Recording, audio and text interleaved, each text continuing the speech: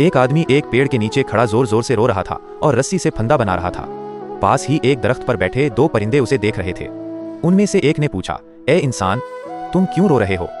इस आदमी ने आह भरकर कहा, मेरे बच्चे कई दिनों से भूखे हैं, मेरे पास उन्हें खिलाने के लिए कुछ भी नहीं है, इसीलिए मैं अपनी जिंदगी खत्म करने जा रहा हूँ। ये सुनकर दोनों परिंदे खामोश हो गए।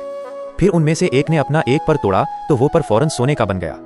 उसने वो पर उस आदमी को देते हुए कहा, ये ले जाओ, उसे बेचकर अपने बच्चों की भूख मिटाओ और जब भी तुम्हें जरूरत पड़े उसी जगह आ जाना, हम तुम्हारी मदद करेंगे। वो आदमी सोने का पर लेकर खुशी खुशी घर लौट आया। इस पर की वजह से इसकी गरीबी आहिस्ता आहिस्ता कम होने लगी।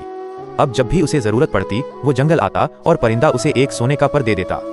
एक दिन उसकी बीवी ने कहा, हम कब तक एक एक पर से गुजारा करते रहेंगे? अगर तुम उनमें से किसी एक परिंदे को मार दो तो उसके सारे पर हमारे हो जाएंगे और हम हमेशा के लिए अमीर हो जाएंगे। ये सुनकर उस आदमी के दिल में लालच आ गया।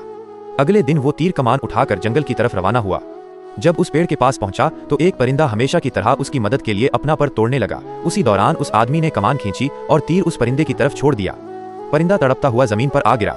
वो आदमी दौड़कर उसके पास पहुंचा और जल्दी जल्दी उसके पर तोड़ने लगा, मगर हैरानी से उसने देखा कि वो पर सोने में नहीं बदल रहे थे, वो आम, बेकार और बेजान पर ही थे।